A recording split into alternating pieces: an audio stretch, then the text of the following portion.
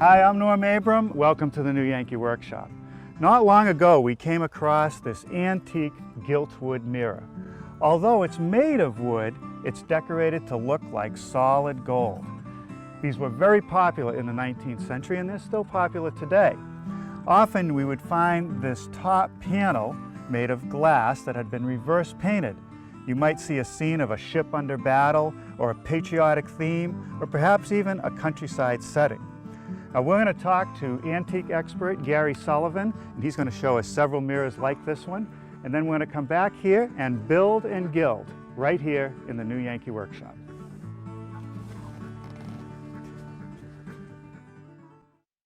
Well, Gary, you're the expert on these mirrors, and you brought several examples today. What can you tell us about ours? Well, this is a mirror that was made about 1830. You can see it has these gilt surfaces that originally were brighter, but through the years they've tarnished. It also has these black ebonized surfaces. Again, they were brighter originally. Now, we have no painting. Well, this mirror may have had a painting originally that's been replaced through the years, but more than likely, because of the date of the mirror, it did not have one originally. Now, several that you brought do have paintings, and I think the most elegant one is this one right here. Right, this is the earliest mirror that I've brought. This was made about 1805 to 1810 in Charlestown, Massachusetts. It has the original gilded surface that has tarnished through the years. It also has this wonderful reverse glass painting. Now over here there's one that's a little bit brighter, and in fact it has columns very similar to the one that we're making. Right, this is a mirror that's a little bit later than the first one. It was made maybe 1820 in Portland, Maine.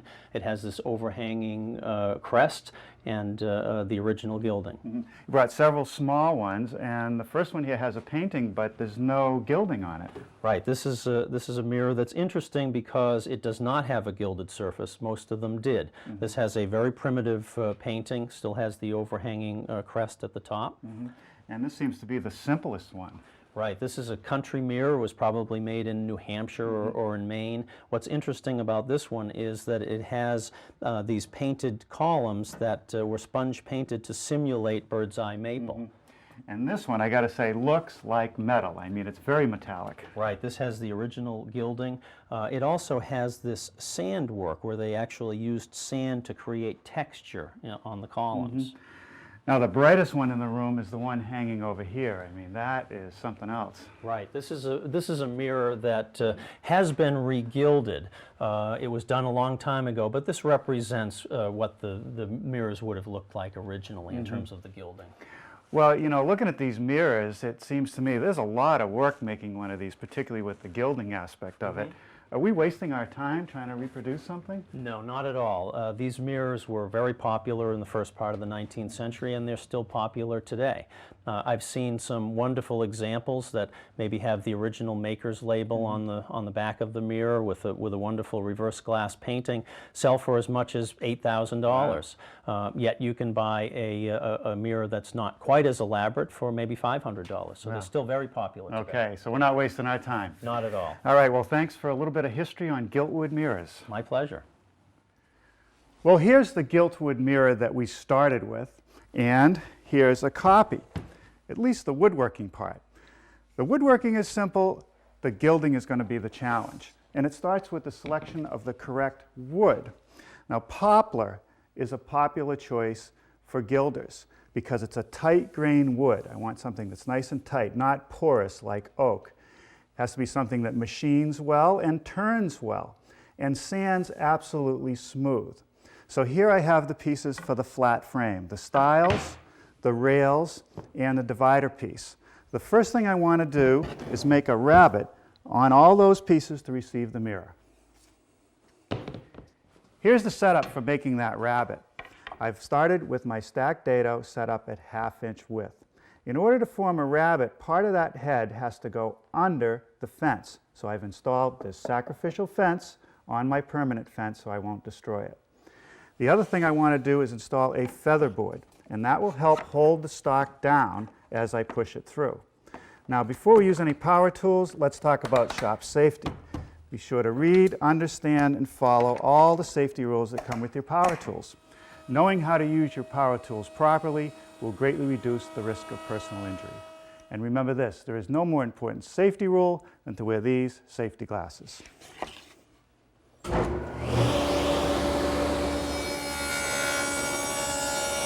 Now here's the piece that divides the upper glass from the lower glass. And as you can see, there's a rabbet on each side and very little material left in the middle.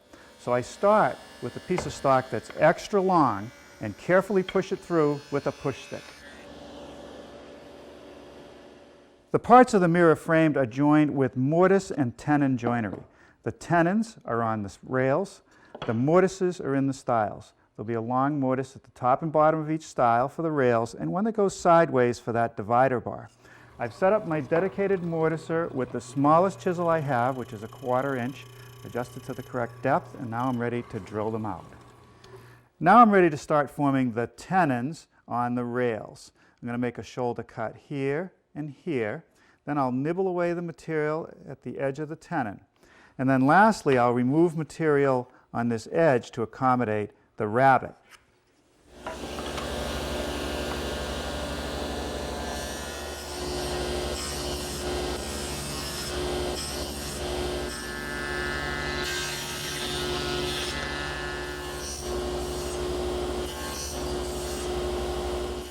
For the divider bar, I want to remove the material in this area and here to form the tenon. I'll simply nibble it away.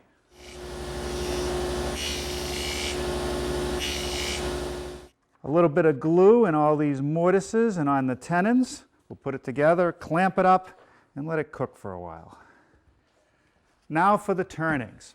At first glance, you might say, just turn a piece and saw it in half. But that's not easy to do accurately. There's a better way. I start out with 2 pieces of wood, each exactly half the thickness of the blank I need, and instead of gluing it together with just glue, I add a layer of released paper. And what that will do is hold the piece together while I'm turning it, yet I'll be able to split it apart easily later. Now here's a blank that's all cured. I've ripped it to the right width and I've squared off the ends. And when I place it in the lathe, the drive center is going to go right on that joint, and that could force it apart. So for safety, I'm going to add these little plywood blocks and put the screws on each side of the joint for safety.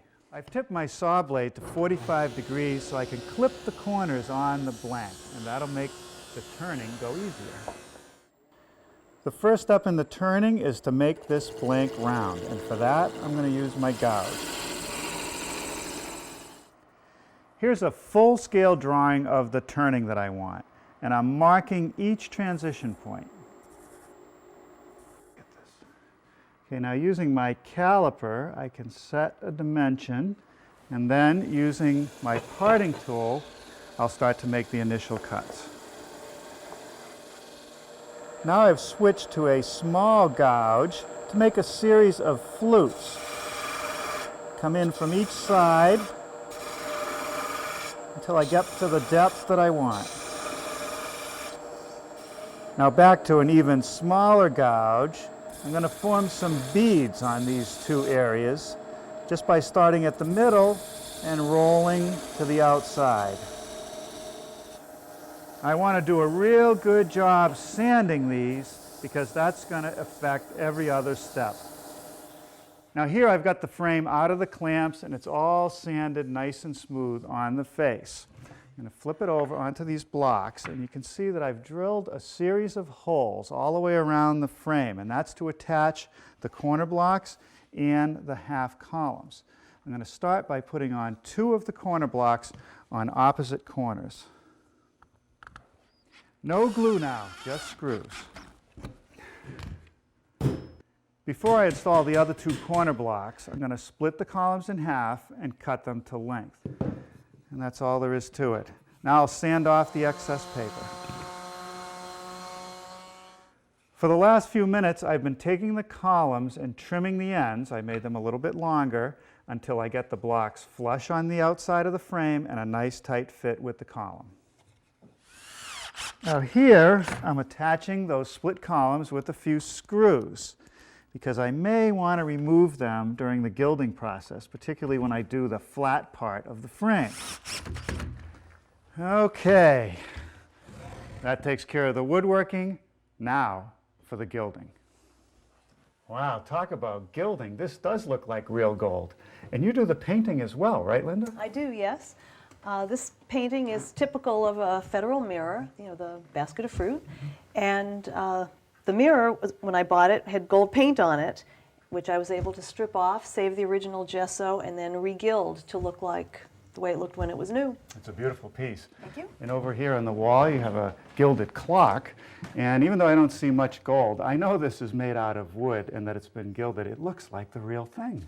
That's because what you see here is a combination of burnish gilding, which is the shiny surface, and matte gilding, which is dull, and you get the two surfaces bouncing off each other, which makes for a lively presentation. It's a nice effect and a beautiful painting.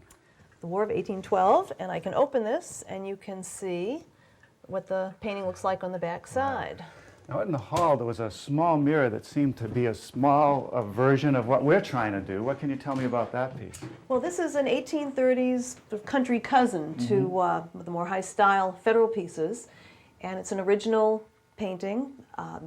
This has been re-gilded. This is black shellac and burnish gilding here, matte gilding here. Tell me more about the painting. Come into my workroom. Well, I keep them here on these sliding shelves. Wow, look at these. You know, the first time I heard the term reverse painting, I had no idea what they were talking about. And when I look at a piece like this and rub my finger over the outside of it, I expect to feel some texture from the paint, but it's just glass, absolutely smooth. Everything is done from the back side. This is for a girandole clock, and you can see all the painting is done on the back, starting with the details and then ending up with the sky and the water. Okay, it looks like you have a piece underway here. Take me through the steps, where you Okay. start and how you move along. Well, this is a broken piece from a Federal mirror, Wow, that's in tough shape. and the way I would start that is I would do the border first, and for instance, I would draw in the front with a magic marker where I want this gold acorn. I would apply the gold from the back, do the drawing on it, and then back it up with asphaltum. Then after that, I would draw in all the rigging, and then the day after that, I would do the sails.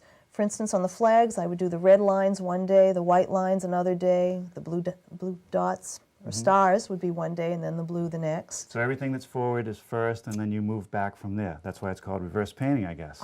Exactly. It's the reverse of canvas painting. It's also on the reverse Wow, of the complicated. glass. Now, what kind of motifs could we use on our mirror? Well, you'd want something that would be typical of the style and the period. So a bowl of A fruit? bowl of fruit. There are variations on the fruit bowls, all of which would be appropriate. Okay. Little building, A house or a building, yeah. and we have a lady with her little bunnies. And that would be appropriate for ours? It would. Okay. Well, you've taught me a lot about reverse painting, but it's nothing that I'm going to try anytime soon. I'll leave that to the experts like you. But the gilding, do you think I can learn how to do that? I think you could. Now, as you recommended, I removed one of the columns to make the gilding process easier. We sanded it smooth at the shop, and we've cleaned it with alcohol to remove dust and fingerprints. What's this first coat? This is thin gesso. And what's gesso? Gesso is a mixture of water, whiting, and rabbit skin glue Rabbit skin glue and whiting. Where do I get that? from a gilding supply house. Okay. And how long should I let that dry? I would let this dry half a day. You could even let it go overnight. And then where do I go from that? After that, you're going to make heavy gesso, Okay, so you which gotta- is this. All right, and And this is also water, whiting, and rabbit skin glue, but a heavier recipe. and you got a bunch of samples here. Well, here you can see, this is the thin gesso, which Right. maybe you can't see. This is the heavy gesso. There are maybe 6 coats there. So there's some real buildup there. Right. And it seems a little rough. What happens after it dries? Oh, and do I have to put this on and let it dry between each coat? No, you want to put each coat on while the layer underneath is damp. Okay. Then this is sanded, first with 220 sandpaper, and you can go all the way up to 600 on the areas where you're going to be burnishing. Oh, that is smooth. Okay, and what happens after that? Then you paint on the bowl or clay, Clay. I'm and you surprised. buy the clay from a gilding supply house, and you can see it's very thick and lumpy. Yeah. Comes in different colors.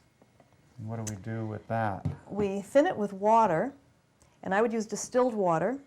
Okay, so you don't want any minerals getting in Right, there. in fact, I would use distilled water in everything here. Okay. And you want it to be this thin so that it just flows right off the brush. And then you have to strain it. Okay, so that's a very fine screen. You don't want it to have any lumps at all in it. Right, and you could use pantyhose. Okay. And what do you do with that mixture? Well, you brush that on, and you'd want 8 coats where you're going to be burnishing and 3 where you're not. So it's pretty rough.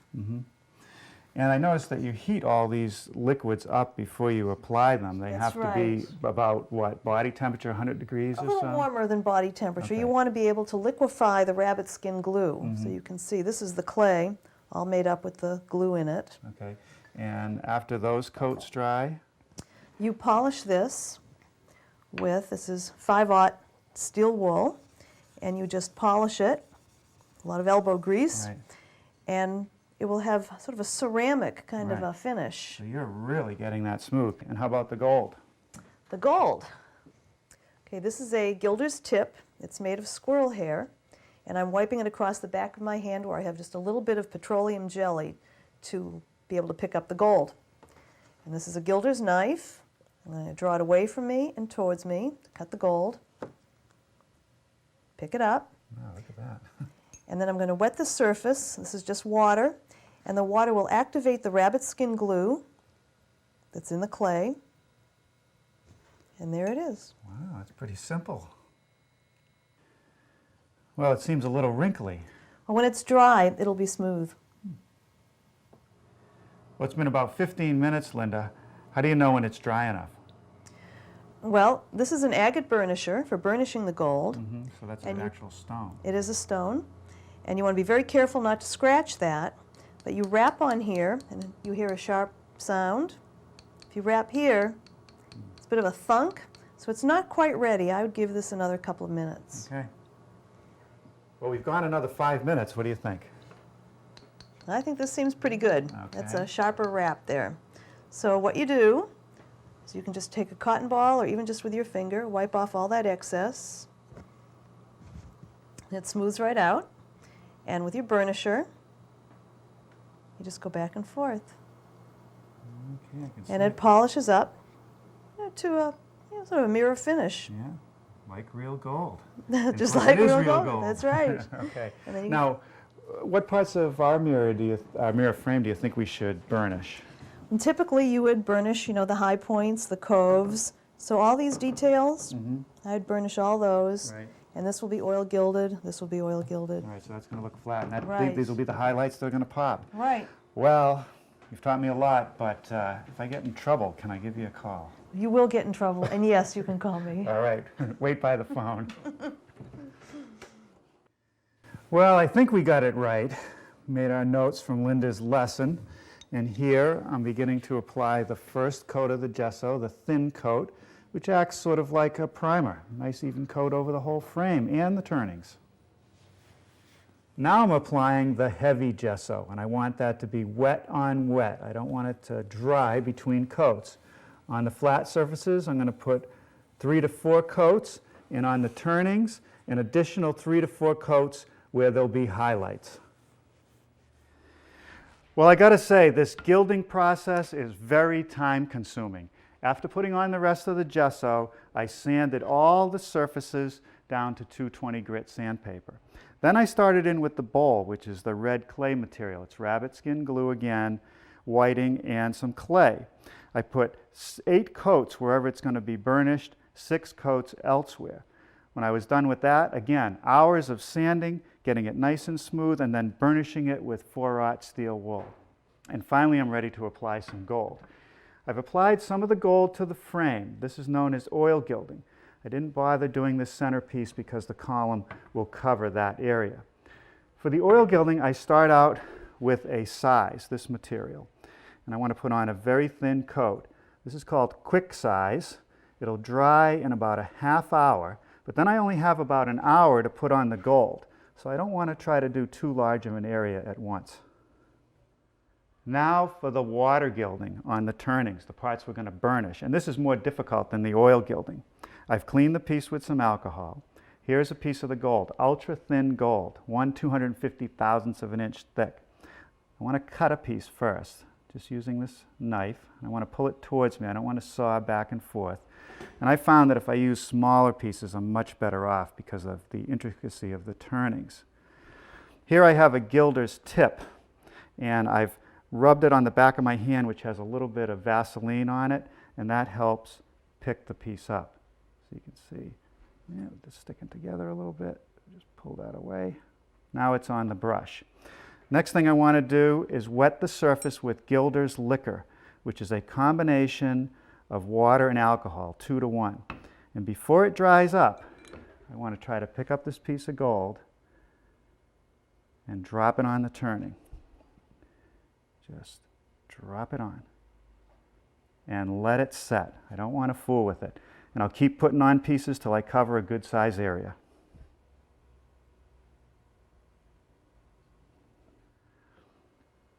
Now I'm going to let this dry for a while before I move on to the finishing step. And the sizing is ready for the gold. Now here's how the oil gilding will go. Again, I want to cut the gold with my knife and then pick up this piece, that piece right there.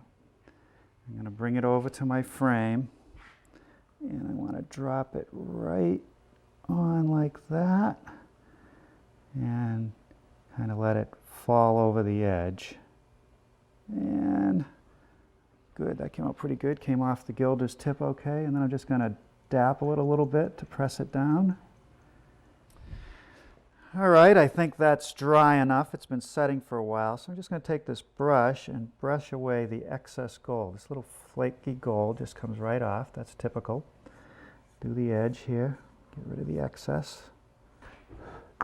And I'm just going to take a clean cotton ball and just very gently rub it. It's not supposed to be super shiny, sort of a satin look. And that's how I do the oil gilding. Now on the water gilding, that's been setting for a while too, and I'm just taking a cotton ball and rubbing it. I want to keep rolling it around using a different side and get rid of all that loose gold first.